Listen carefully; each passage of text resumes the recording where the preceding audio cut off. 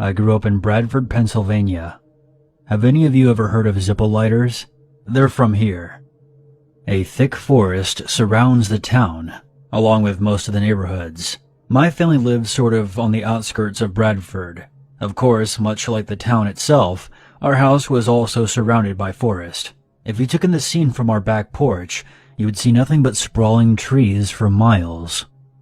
I tell you this so you can gain a sense of isolation. Out at my house, you could scream at the top of your lungs, and no one would come to help you. This happened back in the summer of 1996. I was 11 years old at the time. I had a childhood friend named Marty, who was the same age. Our fathers worked together and knew each other well. He would come over almost every Friday to hang out. Marty and I found ourselves hiking through the trees as we often did. However, we were feeling a bit daring and went further into the forest than we usually did. There was this barrier of trees that we would never go past, simply because I didn't know the area beyond that point. We continued past the barrier into uncharted territory. We eventually came upon a clearing. In the middle of this clearing was an old, disheveled-looking tent. Being the curious young men we were, we of course had to see inside. As we approached, I could feel the temperature around me drop. I'm no stranger to the cold, but this was in the middle of summer. Even at my age, I could sense that there was something truly sinister inside this tent. A part of me was screaming to hightail it out of there, but my own curiosity pushed me forward. We both stopped just outside the tent, and suddenly, we were both too frightened to move any further. We were both frozen in place, staring at the open flap of the tent as it swayed from side to side. The sky seemed to grow even darker since we discovered this tent, and though we were standing directly in front of it, we could not see inside. What happened next is the reason that I still struggle with alcoholism. A dark hand slowly emerged from the tent's opening. It reached out to us, with long black nails protruding out from its fingertips. I'm not ashamed to admit that I pissed myself out of fear.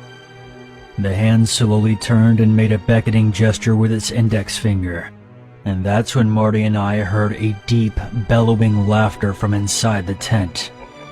I don't remember much about what happened after that. I just remember me and Marty running for our lives, tearing through the woods and back to my house.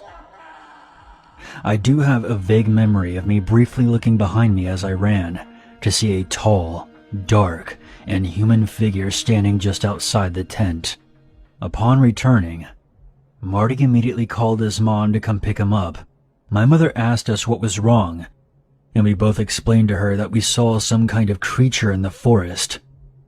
My mother ultimately dismissed our claims, but led us in a prayer while we waited for Marty's mom to arrive. Marty never came back after that, and we sort of drifted apart.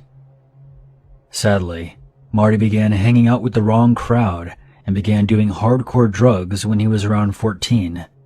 He ended up hanging himself in his bedroom when he was 17. As for myself, I suffered from severe night terrors that tormented me for years after that day in the woods. I'm not going to get into what I experienced in my nightmares, but I will say that I became an alcoholic as a result.